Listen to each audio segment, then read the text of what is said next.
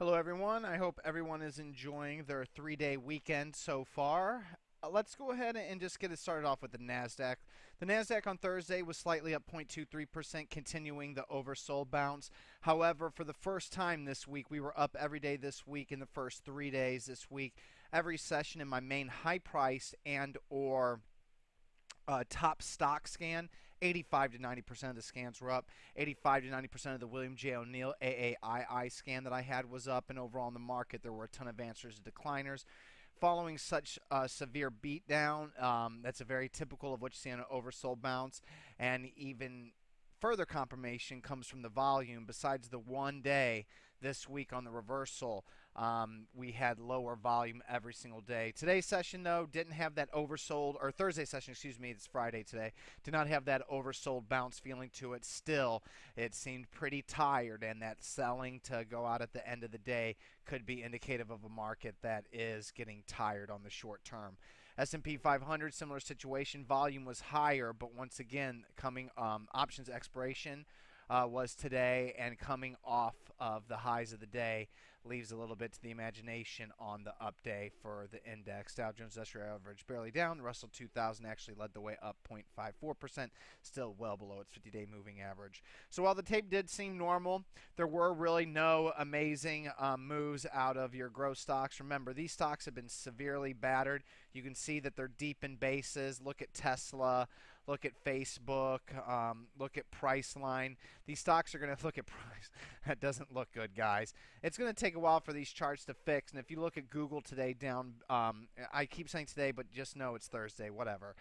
If you look at Google down big with Redbop, you can see that its chart's ugly, and you can see that it's a pretty deep base. So symmetry-wise, if anybody's looking for a breakout to new highs and a run higher, if Facebook, Tesla, or Netflix, or Priceline, or any of those good stocks, or even look at CMG today, that's a real pretty chart, isn't it? That looks really, really bullish, says the most sarcastic person in the room.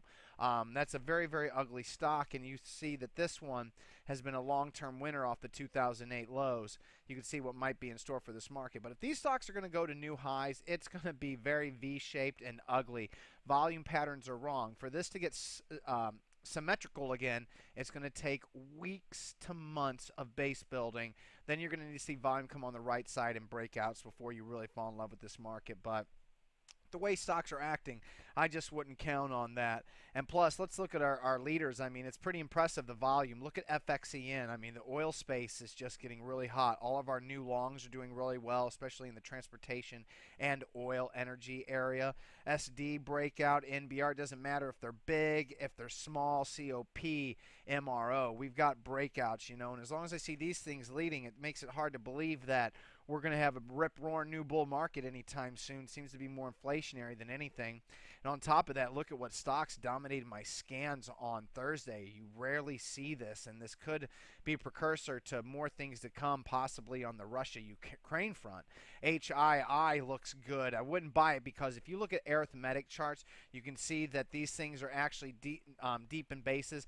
My telecharts don't really show it, but if you go to stockcharts.com, finviz.com, bigcharts.com, you can see it a little bit easier there. This is just my setup for telecharts, and this is how I like it, so it's not going to look the same.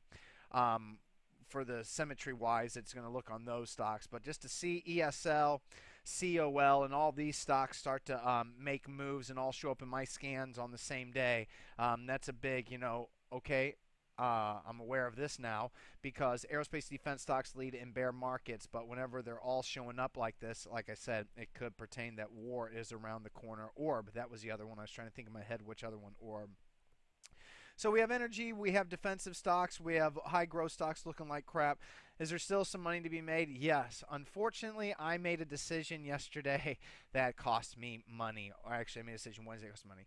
BioF gave a breakout signal with Max Green Bop. When you have this much Green Bop and Max Green Bop in a chart and I get a breakout, I will go long a stock even if it's lower volume, especially with it being lower volume now, lesson learned via ARWR. However, on an arithmetic chart, not only on this stock, but like I said, if you look at stockcharts.com, finviz.com, you can see that the base isn't really long enough. I want to really quick go to ARWR and show you what that base looked like on the low volume breakout that I passed on. See how nice and tight? This is an arithmetic chart. So here's a log chart, already looks great, but exactly how good is it on an arithmetic chart, that tightness? And as you can see, it's pretty solid overall. It's extremely solid. The breakout works and we go higher. With BioF, what we had happen was a very similar situation, except for the base isn't really long enough and it doesn't look as tight. As you can see, I can go back here and tell that the trading action was much tighter, you know, in April to May, July, August, October. So it's really not that tight here. Still, breakout's a breakout. Sadly, bad market, lack of volume. I believe that if the base isn't long enough, I pass. This is why you take all of your signals, everybody, and just cut your losses when you're wrong. Boom. 27% at one point intraday whenever I checked on it and decided that I would have taken partial profits. It was up 34%, slightly under 850. Instead of taking partial profits up 34% or any profits here up 27%, I just get to chill out because I did not take another strong signal. I don't feel that bad this time. ARWR, I kicked myself in the butt for a long time. This one, it's plausible why I didn't. It's just a lesson learned, and whenever you get a signal, take it no matter what. That being said, what signals am I passing on that I decided not to take on Thursday? HII, TAT, HART, and HIVE. You like any of those, go for it. If any of those work, whoops. I just don't like it once again in this tape. What I do like is EXL. EXL is going to be a 2.5% position to 3%. I'm positioned depending on, you know, how I feel on Saturday or Sunday whenever I enter the order. But right now I'm leaning towards 2.5% because it's such a cheap stock. If the stock was over 20, I might want to go up to 3-4%. But it's not a FDX or a PSA or, you know, an XEC, so it's definitely not going to be a 5%er. Some quick housekeeping. SOXS, closing below 20-day moving average. Want to get rid of 25% of that. The trade is still good overall. Corn, closing below 20-day moving average. Want to get rid of 25%. And OFC, another close below 20-day moving average on above average volume, above the 50-day volume average. So I want to sell another 25%. That's it. EXL, 2.5%. That's our only new long position. And out of all those I was thinking of the most, HIV is the one that after a lot of thought I decided to pass on.